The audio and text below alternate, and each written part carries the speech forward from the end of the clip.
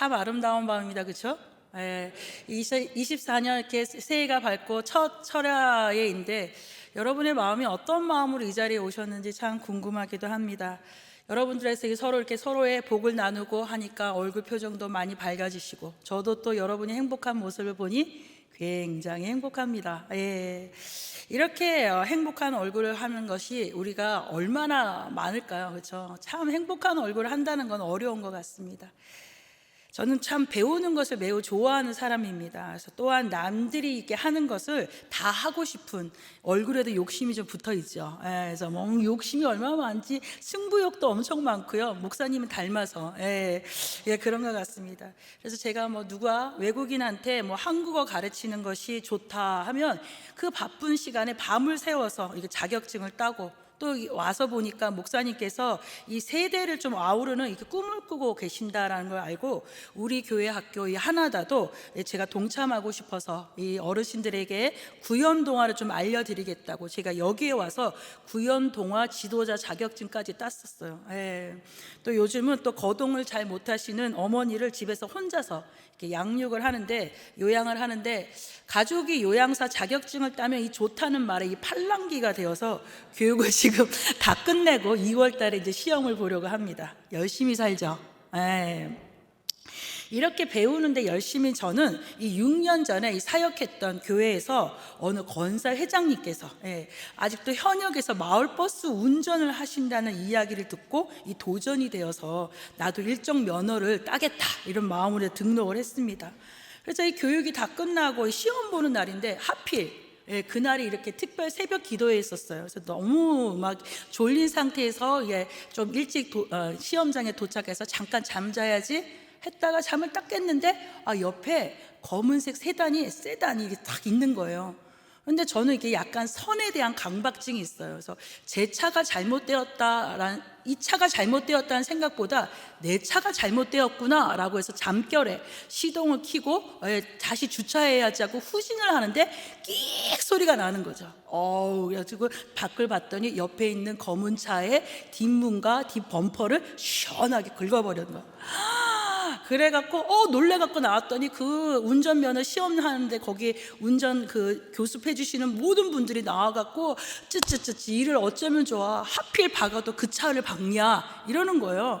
저는 뭐 검은 차는 다 그냥 승용차다 이러고 했는데 그 차가 아파트 한 대 값이 되는 그거 뭐죠? 이거 뭐요? 이거 무슨 문제지? 비싼 차. 여튼 저는 차 이름은 모릅니다. 벤츠, 벤츠에 그 한국에 몇 대 없는 신형이라고 합니다. 제가 그걸 긁었어요. 참 좋죠? 긁었더니 막 옆에서 난리가 난 거죠. 어떻게 그런 차를 긁냐? 근데 그 차가 그 운전면허 시험장의 그 사장의 차였었던 거예요. 차를 뽑은 지 얼마 안 됐어요. 장로님 너무 화나겠죠. 뭐 열받겠죠. 그런데 막 그분들이 막 하면서 이 차를 수리하는 데는 1,000만 원이 넘을 것이다. 막 이런 얘기를 하는 거예요. 이 심장이 막 튀어나올 것 같은 거야. 내 차는 그때 아반떼였는데, 그것도 10년 된 아반떼였는데, 거기다가 뭐 이렇게 1,000만 원짜리 이렇게 그걸 물어야 된다니까 이게 너무 떨리는 거죠. 그런데 이제 시험을 보러 이제 가야 되니까 시험을 막 하는데 이게 갑자기 1,000만 원이 왔다 갔다 하는 바람에 일종 면허인데 막 시동 몇 번 꺼트리고 어떻게 됐을까요? 떨어졌어. 돈도 막 버리고 막 시험 면허도 못 따고. 그런데 너무 열이 받아갖고 이제 집에 와서 가만히 생각해 보니까 제 생각보다 그 차 주인이 얼마나 속상할까. 차가 얼마나 비싼데 거기다 박았으니. 그 바쁜 분이, 그래서 제가 문자를 보냈습니다. 사장님 죄송합니다. 그 바쁘신 분의 이 일정들도 제가 있을 텐데, 그리고 새 차인데 이게 박아서 너무 죄송합니다. 저는요 목사인데요. 또 그 자리에 또 목사는 꼭 나타내. 그래서 저는 목사인데요, 당신의 사업을 위해서 기도하겠습니다 라고 했더니 답신이 왔어요. 저는 여자 목사는 처음 봅니다. 그러면서 기도해 주신다니, 이렇게 뭐 해주신다니, 이렇게 복을 빌어 주신다니 참 감사합니다. 교회는 안 다니시는 것 같아요. 복을 빌어 주시니 감사합니다 이러시는 거예요. 그리고 나서 며칠 뒤에 보상 날라왔어요. 얼마나 할게요? 250만 원. 그래도 그분이 아는 공업사한테 신청을 해갖고 이렇게 좀 작게 나왔다라고 얘기를 하더라고요. 저한테는 큰 돈이었지만 그래도 1,500만 원이 아니라 1,000만 원이 넘는 게 아니라 그럼에도 불구하고 작게 나와서 이제 진행이 됐습니다. 여튼 모든 사람들은 복 받는 것을 좋아하는 것 같아요. 제가 그렇게 기도해 준다니까, 복을 빌어 준다니까 고맙습니다 라고 그러는 거예요. 우리는 이 모두 다 그 복이 진짜, 그런데 이 복이 진짜 우리가 생각하는 잘 되고 잘 먹고 이 잘 사는 복만 복이겠냐라는 거예요. 오늘 본문에서 말하는 이 복은, 여러분이 너무 좋아하시는 이 팔복은 우리가 생각하는 복이 아니라는 거는 어느 정도 상식적으로 알고는 계시죠? 전혀 모르는 것처럼 뭔 말이야 이러지 마시고, 이 팔복을 우리는 참 쉽게 오해하는 부분이 많습니다. 오해라는 것은 이 그릇되게 생각하거나 뜻을 잘못 이해하는 것인데, 상대의 입장을 자기의 생각으로 판단하고 쉽게 결론을 내기 때문에 이 관계 안에서는 이 오해가 쉽게 작동을 합니다. 그래서 우리는 예수님이 복 받아라, 복이다 하시니까 이 앞뒤 따지지 않고 그냥 복복이라고 하니까 막 좋은 거예요. 그러나 이 산상수훈은 이렇게 하면 복 받는다가 아니라 이미 복된 자이신 예수님의 성품과 이 신앙 인격에 대해서 설명하는 것이라는 걸 아시길 바랍니다. 다시 말해서 이런 성품을 가지면 복을 받는다가 아니라 이런 성품을 가진 것 그 자체가 복이라는 거예요. 그러니 예수님이 말씀하시는 복은 우리가 기대하는 복과는 전혀 다른 복을 말하고 있어요. 우리가 기대하는 복은 형통의 복이죠. 남에게 자존심 구기지 않고 꾸지 않고 나눠줄 수 있고 이 밤낮 좀 웃을 수 있는 것이 복인데, 성경은 오히려 이 박해받는 복을 진정한 복이 된다라고 말씀하고 계십니다. 그러니 진짜 우리가 받아야 할 복은 무엇일까요? 바로 천국, 구원에 대한 복이다라는 거예요. 다른 복은요, 그 후에 자연적으로 따라오는 복일 뿐, 그러나 그게 쉽습니까? 말이 쉽지 절대 이 박해받는 복을 우리는 바라지 않아요. 누가 이런 복을 바라겠습니까? 아이고 맞아요 목사님, 구원이야 좀 받고 싶죠. 그러나 좀 박해는 좀 지금도 삶이 이렇게 퍽퍽하고 힘든데 주님 때문에 받는 박해까지는 좀 죄송하기도 하고 미안한데 정말 원하지 않습니다. 대충 적당히 믿고 하나님이 주시는 복 받고 싶어요 라고 하는 게 여러분의 속마음이시잖아요. 그렇죠? 저만 그렇습니까? 네.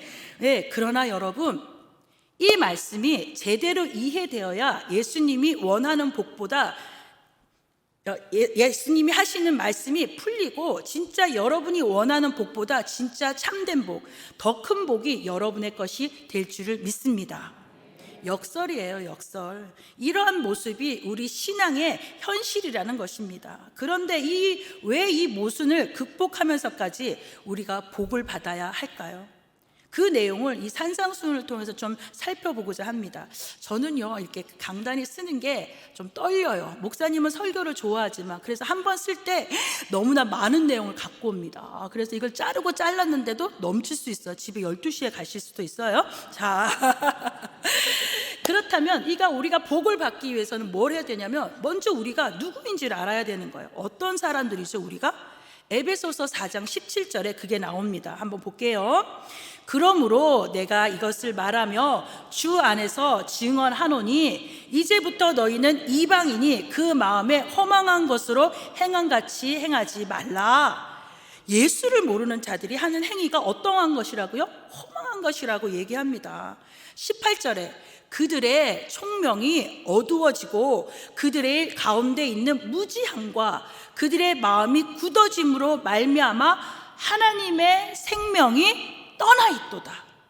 하나님의 생명이 떠난 자들, 그들이 허망한 짓을 하는 것은 하나님의 생명이 떠나 있기 때문이고, 그 안에 예수가 없기에 아무리 애쓰고 노력을 해도 무지하고 허망할 수밖에 없다는 것을 말하는 거예요.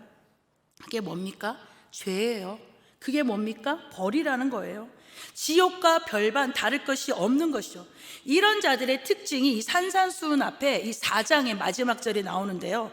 마태복음 4장 24절에서 25절 한번 같이 읽을게요. 그의 소문이 온 수리아에 퍼진지라. 사람들이 모든 앓는 자, 귀신 들린 자, 간질하는 자, 중풍병자를 데려오니 그들을 고치시더라. 갈릴리와 데가볼리와 예루살렘과 유대와 요단강 건너편에 수많은 무리가 따르니라. 어떤 사람입니까? 병들고 지치고 도무지 자기 힘으로 살 수 없는 자들이 갈릴리와 예루살렘과 유대와 어떤 말씀이 생각나세요? 예수님께서 지상 명령으로 말씀하신 이 땅끝까지 이르는 세상의 모든 사람들이 이야기하고 있는 거예요. 우리도 예외가 아니라는 거예요. 바로 예수님 없이 자기 힘으로 살아보려고 하지만 허망하고 총명이 어두워서 갈대같이 이리저리 휩쓸려 향방 없는 자, 그들을 뭐라고 해요? 무리라고 얘기하는 거예요. 바로 우리의 모습이라는 거예요. 네, 5장 1절입니다. 볼게요. 예수께서 무리를 보시고 산에 올라가 앉으시니 제자들이 나온지라. 예수님께서 지금 누구를 보고 계세요? 무리를 보고 계세요. 그리고 또 누가 무리를 봅니까? 제자들이 무리를 보고 있는 거예요. 무리와 제자가 구분되었다는 것을 볼 수 있어요. 무리는요, 예수님을 모르는 자들이에요. 예수님이 병을 고쳐주시고 그 주시는 빵만 기대하는 자고 하나님의 생명이 그들에게서 떠나 있는 자들. 제자는 누굽니까? 예수님께 인생을 건 자들이에요. 그들은 예수님이 주신 생명이 있고 예수님을 닮아가는 이 복이 된 자들을 말하는 거예요. 5장 2절 봅니다. 입을 열어 가르쳐 이르시되 라고 됐어. 여기서 1절에 이 산이라는 단어에 동그라미 치고 입이라는 단어에 좀 동그라미 좀 쳐보시길 바랍니다. 제가 너무 예쁘죠? 예, 저만 지금 보시느라고 이러고 계시지 말고 성경을 펴놓고 좀 보십시오. 예, 성경을 보면서 같이 보셔. 제가 헛짓거리 얘기할 수도 있어요. 성경을 펴놓고 같이 보세요. 이 팔복은요, 그저 이렇게 평안하게 우리에게 하시는 말이 아니에요. 조용하게 막 새들이 찍찍찍찍 대면서 하는 이 지저귀는 그런 배경에서 나오는 소리가 아니라 유대인들이 그들이 가졌던 전통과 패러다임을 깨트리고 금기시된 것을 흔들고 듣기 싫어하는 말을 전면에 뱉어버리는 거예요. 반항이에요. 개혁이고 전쟁이에요. 예수님께서 먼저 선빵 날리신 전쟁 말입니다. 그렇죠. 아이고. 예. 유대인들에게 이 산이라는 것은 하나님의 율법이 선포되었던 산입니다. 그냥 예수님이 무리를 피하려고 바닷가에서 배를 띄우신 그런 것이 아니라 그들을 피하여 산에 오른 것이 아니라 이 산이라는 것은요, 모세가 하나님의 부르심을 받았던 곳, 이스라엘 민족이 광야에서 처음 하나님의 말씀을 듣고 율법을 들었던 호렙산, 신의 산이고, 그들에게 이 산이라는 개념은요, 율법 선포의 자리라는 것을 여러분 보셔야 됩니다. 거기서 예수님이 입을 열어 가르치셨다라는 것은 단순한 가르침이 아니라 아노익사스 토스트마 아우투, 멋있죠? 굉장히 어려운 말 했어요. 신적 권위로서 엄숙히 말씀을 전하는 행위를 유대 문학적으로 표현한 거예요. 입을 열어 가라사대. 단순히 그냥 입을 열어서 가라사대가 아니라 신적 권위로서 말하고 있는 거예요. 예수님은 광야에서 마귀의 시험을 당하고 온 갈릴리에 두루다니시며 가르치시고 천국 복음을 전파하고 모든 병과 약한 것을 고치고 나서 이제 당신과 같은 삶을 살아야 하는 당신이 선택한 제자들에게 처음으로 어떻게 살아야 하는지를 이 신적 권위로 선포하시는 거예요. 예수님을 여러분은 어떻게 보고 계십니까? 교사로 보고 계세요? 메시아로 보고 계세요? 우리는 예수님의 가르침을 받는 것을 즐기지만 예수님은 교사이시기 전에 우리에게 구원의 생명을 주신 그리스도이심을 잊지 말아야 합니다. 아멘. 예. 그러기에 우리는요, 이 가르침도 중요하지만 우리가 누구이고 우리의 자리를 분명히 하여서 어떠한 모습으로 살아내야 하는지를 이 철저한 순종을 통해서 이루어내야 하는 것입니다. 그것이 복받는 자가 누리는 은혜라는 거예요. 그런데 이 복인 자의 성품이 어떤 거예요? 심령이 가난하고 애통하고 온유하고 의에 줄이고 목마르고 사람을 긍휼히 여길 줄 알고 마음이 청결하고 화평하게 하고 의를 위하여 박해를 받는 자, 그분이 누구예요? 예수님이에요. 예수님. 이 팔복의 이 이야기가 예수님의 성품을 나타내는 거예요.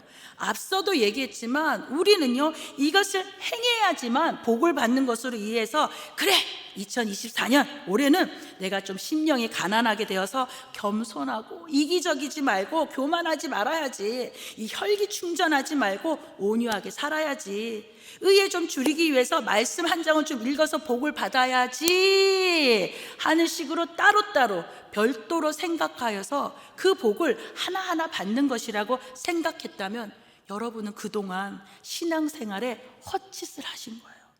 이런 단어를 써야 조금 충격이 가지 않을까 봐 싶어서 제가 단어를 강력한 거 썼어요.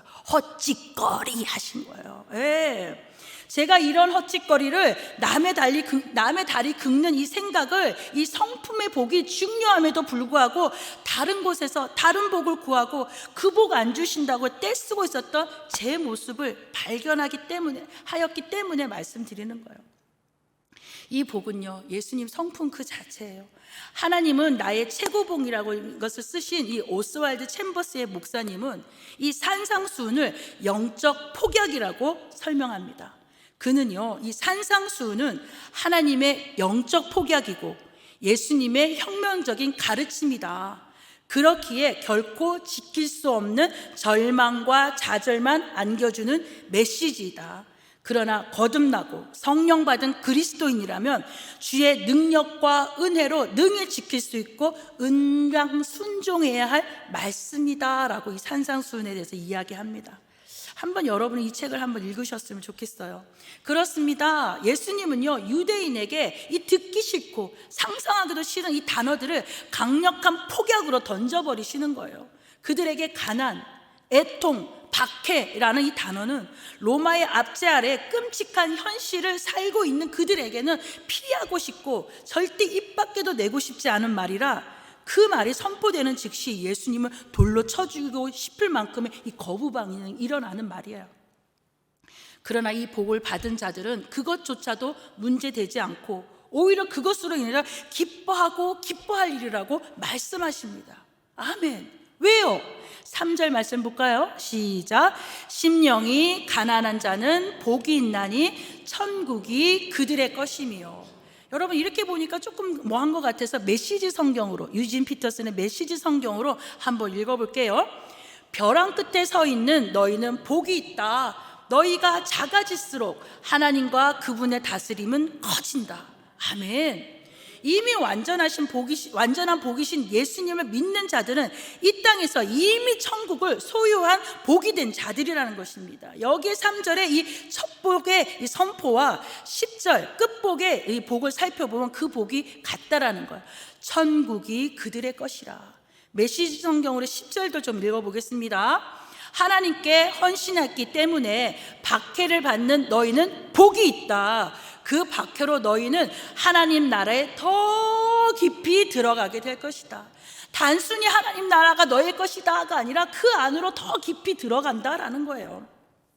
복이 있어서 벼랑 끝에 삶을 살아도 세상에 작아지고 버림받은 인생이어도 하나님께 헌신하여 복이 있는 너는, 여러분은 그분의 다스림을 받고 하나님 나라에 더 깊이 들어가게 된다는 이 확신의 약속이라는 것이요.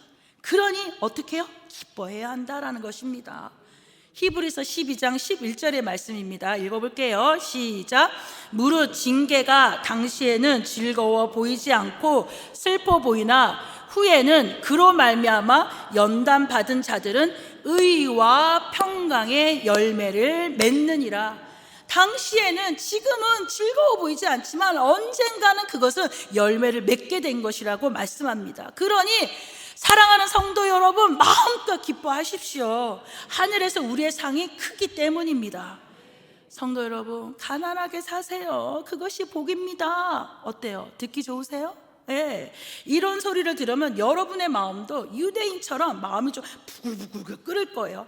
아니, 막 지금도 가난한데 어떻게 더 가난하게 살아나는 거야? 내가 교회 나올 이유가 뭔데? 막 이런 거잖아요. 그래도 겉으로는 예수님께 돌을 던지지 못하게 점잖게, 아, 가난한 자요? 예, 겸손하고 가진 거 티내지 않는 거죠? 라면서 그 의미를 축약시켜서 회피하려고 하는 우리의 모습이 있어요. 마태복음과 말라기 구약의 이 마지막 사이에는 이 400년의 침묵이 이 변질사, 침묵사라고 하는데, 그 이유는 이스라엘 백성이 자기들이 만든 하나님 앞에 예배를 드렸기 때문입니다. 이스라엘 백성들이 황금 송아지를 만들어서 그것이 야훼 하나님이라고 숭배했던 것처럼 자신들의 만족을 위한 예배를 아주 철저히 드렸고요, 그들의 기준이 뭐냐면 바로 돈이었었어요. 그래서 유대인들에게 물질은 매우 중요한 기준이고, 그들에게 가난은 이 혐오하는 말 중에 하나인데, 이 가난은 두 가지 의미를 내포하고 있어요. 헬라어로 페네스와 푸토코스라고 이야기하는데요, 이 페네스라는 단어는 비교당하는 가난이에요. 아니, 저 사람과 비교하니까 난 가난하고 능력이 없고 행복하지 않고 자식이 잘 되지 않고 남들에 비해서 건강하지 않고 외로운 그런 가난을 이야기하는 거예요. 그러나 푸토코스는 완전한 파산 상태, 하나님 나라 이 파산 신청을 한 그런 상태를 말하고 있어요. 하나님의 도움 없이는 도저히 살 수 없어서 완전히 부도난 상태를 말합니다. 이를 아버지에게 재산을 다 팔아가지고 집 나간 아들이 이 허랑방탕하게 살다가 완전히 파산하여서 오죽하면 누가 다시 아버지의 집으로 가고 싶겠어요. 그러나 다른 데는 갈 데가 없어요. 그래서 아버지 집으로 다시 돌아갈 수밖에 없는 상태, 이 엄청난 빚을 갚을 수 없는 그런 상태를 이야기합니다. 그런데 저는 이 파산 상태를 생각하면서 술 취한 사람처럼 울면서 기도했던 한나가 떠오르더라고요. 자기에게 잘해주는 남편이 있어도, 부유해도 자기에게 가장 필요한 이 자식을 낳을 수 없다는 이 이유 하나로 몸종 분인나의 이 학대와 비통함에 그저 죽은 자가 되어서 울면서 오직 하나님만이 자신의 억울함과 수치와 비참함을 해결해 줄 수 있다고 신앙하면서 주님 앞에 우는 여인의 이 상태가 바로 푸토코스, 가난함이 아닐까라는 생각이 좀 들었습니다. 자기 힘으로는요 해결할 수 없는 상태에 이르러서 아무것도 할 수 없어서 부르짖는 것밖에 할 수 없는 이 상태, 예수님도 그러셨어요. 십자가의 앞에서 그렇게 부르짖었던 이유인 거죠. 저는 이 설교를 준비하면서 생각의 꼬리에 꼬리를 물면서 가난하다는 거, 박해를 받을 때 결국 우리가 할 수 있는 것은, 내가 할 수 있는 것은 하나님의 도움을 구할 수밖에 없는 기도밖에 없구나라는 생각이 들었어요. 그렇지 않습니까? 네, 우리가 뭘 더 할 수 있어요? 다른 무슨 방법이 없잖아요. 주님밖에 하실 수 없는데. 예수님도 그러셨어요. 병든 자를 고치고 죽은 자를 살렸지만 마지막에 그는 십자가의 순종을 위한 기도밖에 할 수 없음에 땀방울이 핏방울이 되도록 간절히 기도하셨다는 거예요. 그럼 그 간절한 기도는 무엇입니까? 금식 기도죠. 예, 아무것도, 모든 걸 포기하고 이 생명까지도 포기하고 맡기는 기도. 그래서 말씀을 찾아보니 바로 이사야서예요.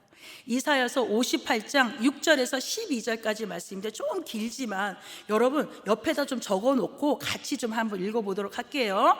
좀 빠르게 읽겠습니다. 시작. 내가 기뻐하는 금식은 흉악의 결박을 풀어주며 명예의 줄을 끌어주며 압제당하는 자를 자유하게 하며 모든 멍에를 꺾는 것이 아니냐. 또 줄인 자에게 내 양식을 나누어 주며 유리하는 빈민을 집에 들이며 헐벗은 자를 보이면 입히며 또 내 골육을 피하여 스스로 숨지 않은 것이 아니하겠느냐. 그리하면 내 빛이 새벽같이 비칠 것이며 내 치유가 급속할 것이며 내 공의가 내 호의하리니 내가 부를 때에는 나 야훼가 응답하겠고 내가 부르짖을 때에는 내가 여기 있다 하리라. 만일 내가 너희 중에 멍에와 손가락질과 허망한 말을 제하여 버리고 줄인 자에게 내 심정이 동하여 괴로워하는 자의 심정을 만족하게 하며 내 빛이 흑암 중에 떠올라서 내 어둠이 낮과 같이 될 것이며 야훼가 너를 항상 인도하여 메마른 곳에서도 내 영혼을 만족하게 하며 내 뼈를 견고하게 하리니 너는 물된 동산 같겠고 물이 끊어지지 아니하는 샘 같을 것이라. 내게서 날짜들이 오래 황폐된 곳들을 다시 세울 것이며 너는 역대에 파괴된 기초를 쌓으리니 너를 일컬어 무너진 데를 보수하는 자라 할 것이며 길을 수축하여 거할 것이 되게 하는 자라 하리라. 아멘. 말씀이 긴데요, 좀 욕심이 너무 많아 끊을 수 없어서 다 읽어버렸습니다. 사랑하는 성도 여러분, 이 말씀을요, 이 팔복과 이 오버랩해서 나중에 천천히 집에서 다시 한번 좀 읽어보시길 바랍니다. 3절 이 상반절에 보면 우리가 금식하되 어찌하여 주께서 보지 아니하시며 우리가 마음을 괴롭게 하되 어찌하여 주께서 알아주지 아니하시나이까 라고 얘기해요. 우리가 기도하는데 왜 응답하지 않으세요? 내가 이렇게 마음이 괴로운데 왜 나를 돌아보지 않으세요? 라고 기도할 때 무엇이죠? 우리는 기도하면서 하나님이 내게 응답하시지 않는 이유를 자기에게 찾지 않고 하나님께 그 원인을 돌리는 거예요. 하나님, 왜 내게 응답하지 않으시냐고요. 그러나 하나님은요, 우리에게 분명히 얘기하세요. 그 이유는 우리에게 있다. 3절 하반절에요, 같이 볼게요. 보라, 너희가 금식하는 날에 오락을 구하며 온갖 일을 시키는도다. 기도에 집중하지 않아요. 우리는 기도하면서 나에게만 집중하고 나의 문제에만 집중하지 응답하신 하나님께 집중하지 않는다라는 거예요. 복의 주도권은 하나님께 있습니다. 아멘. 응답의 주권도 주님께 있는 거예요. 그래서 그 복으로 인도하시는 분도 내가 노력해서 받는 것이 아니라 하나님이 그 복으로 우리를 견인하시는 거예요. 이끌어 주시는 거예요. 그런데 그 길을 우리는 원하지 않고 하나님의 이끄심을, 하나님의 응답의 조건을 무시하고 짓밟아 버리는 거예요. 그 견인의 길은 하나님이 원하시는, 하나님이 기뻐하시는 기도와 금식을 행해야 한다라는 거예요. 여러분이 이 자리에서 기도하는 거, 여러분이 24년 첫 해가 돼서 금식하는 거, 나의 문제만 집중하는 것이 아니라 하나님의 생각이 무엇인지를 기억하셔야 된다라는 것입니다. 그러나 그것은 원하지 않고, 밖에는 바라지 않고, 하나님, 내가 원하는 복을 주셔야 그게 복이고 하나님의 칭송 받으실 거 아닙니까 하는 식의 이 기도는 뭐라고요? 죄라는 거예요. 죄예요. 우리는 기도를 하나님께서 들으시도록 하나님이 기뻐하는 기도를 할 수 있어야 돼요. 하나님은 분명 말씀하셨어요. 복의 주도권을 가진 분이 내가 기뻐하는 금식은 이라고 하면서 조건을 내거신 거예요. 그런데 우리는 하나님이 내가 금식하면 흉악의 결박을 풀어주고 멍에의 줄을 끌어주고 압대장하는 자를 자유하게 하고 모든 멍에를 꺾어주신다고 완전히 반대로 생각하고 있는 거죠. 여러분 다시 보세요. 하나님께서 기뻐하는 금식은 우리가 뭘 해야 되냐면 흉악의 결박을 먼저 끌고 멍에의 줄을 끌어주고 압제당해서 자유하게 하고 모든 멍에를 꺾어서 하나님께 기도해야 된다는 거예요. 근데 우리 이때까지 반대로 생각했어요. 이것은 우리가 금식하기 전에 복의 근원자 대신 하나님께 나아가기 위한 하나님의 견인, 그 이끄심에 대한 과정이에요. 하나님이 기뻐하시는 금식을 하기 위해 우리는 먼저 도덕적으로 윤리적으로 해결해야 하는 것이 있다라는 것을 말씀하고 있다라는 거예요. 우리가 자동 에스컬레이터를 타고 하나님께 이끌려서 가는 게 아니에요. 이 하나님의 응답은 그저 달싹거리는 입술로 하는 기도나 이 생각만으로 되는 일이 아니라 육적인 일도 반드시 포함돼야 한다라는 거예요. 그래서 이 팔복에서 말하는 예수님의 성품이 중요하다라는 거예요. 산산수훈의 복된 자도 그저 마음의 청소를 말하는 것이 아니라 섬김의 본, 사랑의 본을 보여주신 예수님을 따르는 것을 여러분 기억해 주시기 바랍니다. 우리가 선을 행하고 내 의를 나타내서 믿음을 자랑하여서 이 칭찬받는 것이 아니라 이것은 마땅히 해야 할 신앙인의 기본 옵션이라는 거예요. 이사야 58장 7절에 좀 한번 눈을 좀 더 보십시오. 줄인 자에게 양식을 나누어 주고 유리하는 빈민을 드리며 헐벗은 자를 보며 입히며 내 골육을 피하여 스스로 숨지 않은 것이 아니겠느냐. 이게 어디서 영적인 것이 나와요? 어디에 생각이 나와요? 이거는 행위를 말하고 있는 거예요. 가장 힘들고 보기 싫은 사람이 어디에 있어요? 외부에 있습니까? 아니요, 가족이에요. 가족. 예. 김창옥 교수가 이 한 말인데요, 가족에게는요 예의를 지키라고 합니다. 서로 힘들게 하고 지치게 하는 가정, 싸움이 그치지 않는 가정에는 서로에게 예의가 필요합니다. 사랑이라는 말이요 참 어렵고 힘들 때가 많습니다. 그럴 땐 우리는 예의를 지키는 거예요. 전에 형제가 없어. 그래서 병든 어머니를 혼자 요양하고 있습니다. 어느 때 너무 지치고 이렇게 좀 집이 머니까 길이 막히면 2시간이 넘거든요. 그래서 2시간이 걸려서 운전하고 집에 도착하면 어머니는 이렇게 한마디 하십니다. 아픈 엄마를 두고 왜 이렇게 늦게 오느냐 그래요. 그럼 옷도 벗지 못한 저는 막 무너질 것 같은 거예요. 예, 어머니는 하루 종일 저를 기다리시니까 이 답답함이 생기셔서 하시는 말씀이지만 이 듣고 있는 저는 이게 이 나를 알아주지 못하고 이 힘들게 온 나를 좀 인정해주지 않는 것 같아서 막 화가 나는 거죠. 포기하고 싶고 화를 내어버리고 싶고 욕도 해버리고 싶은 이런 일들이 한두 번이 아닙니다. 그러나 그때는요, 자식의 감정이 아니라 예의를 다하는 마음으로 어머니를 그냥 모십니다. 그래서 제게는 이 말이 참 공감이 되었어요. 가족에게 예의를 다하십시오. 사랑하는 성도 여러분, 이 팔복의 성품과 기도하기 전 하나님께서 말씀하시는 자세는요, 하나님의 질서를 말아요. 마태복음 5장 23절에서 24절 읽을게요. 시작. 그러므로 예물을 제단에 드리려다가 거기서 내 형제에게 먼저 가서 형제와 화목하고 그 후에 와서 예물을 드리라. 사랑하는 성도 여러분, 이것이 하나님 앞에서 우리의 복된 자의 성품이라는 거예요. 우리는 이런 행위를 늘 구원에 빗대어서 핑계할 때가 많습니다. 행위로 구원을 받느냐 믿음으로 구원을 받느냐가 아니라 행위가 안 되는 거니까 믿음을 이야기하는 것이고, 믿음이 안 되니까 헌금이나 교회 안에서 많은 봉사로 메꾸려고 하는 거 아닙니까? 봉사 많이 한다고 다 믿음 있다고 이 좋다고 보지는 않습니다. 이 아주 개중에는 이런 식으로 믿음을 포장하는 분들이 있는데, 우리 안에 예수가 있으면 이미 복된 사람이고, 복이 된 사람은 예수님의 성품을 살아갈 수밖에 없음을 기억하시기를 예수님의 이름으로 축복합니다. 예. 그러니 우리는 세상이 감당하지 못할 믿음의 태도를 가지고 당당하고 멋지게 명예스럽게 살아야 된다는 것입니다. 그것이 제자된 여러분들에게 가르치는 예수님의 마음인데요. 빌립보서 2장 1절부터 4절까지 한번 볼게요. 시작.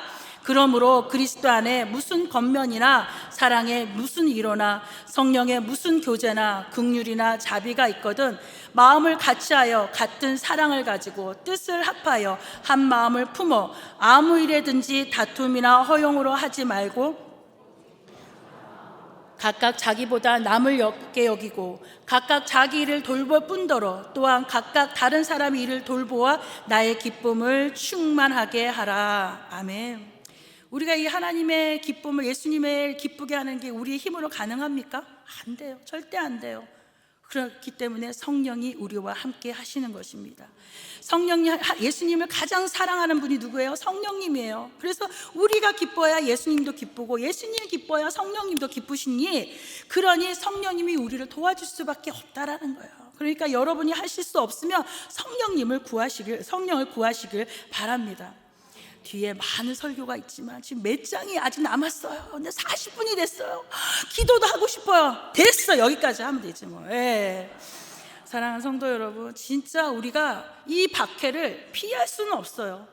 여러분, 복음 받고 싶고 이 박해는 피하고 싶어요? 아니요, 그럴 수도 없어요. 우리는요, 이 박해를 피할 수 없어요. 그러면 어떻게 되죠? 이 제목처럼 우리는요, 이 박해를요, 어떻게 해요? 즐겨야 되는 거예요. 예, 즐기는 걸 어떻게 하는 겁니까? 웃는 거예요. 예, 승자의 미소와 승자의 여유를 보여주십시오. 누가 나한테 박해하잖아요. 웃어버리십시오. 예, 웃으면서 아니 그래 너 왜 이렇게 웃니? 그러면 몰라. 그냥 좋아. 그러세요. 더 얘기하면 들키니까 그냥 몰라. 그러고 그냥 가세요. 예. 그 사람이 내가 웃지 아니하고 내가 얼굴을 딱 굳히면 얘가 더 아프구나, 얘가 괴롭구나 그러면서 더 죽이는 거예요. 그럴 때는 웃어버리십시오. 그리고 저 사람이 나를 괴롭히는 사람이 내가 웃잖아요. 어쭈라고 하지만 이기는 거예요. 예. 그러니 여러분 웃어버리십시오. 누가 나를 괴롭히고 누가 나를 힘들게 하면 승자의 여유와 승자의 미소를 보여주면서 명예롭게 아주 멋있게 우아하게, 그렇게 우리는 예수 그리스도의 성품을 나타내는 2024년 우리 일산순복음 영상교회 모든 성도님들이 되시기를 예수님의 이름으로 축원드립니다.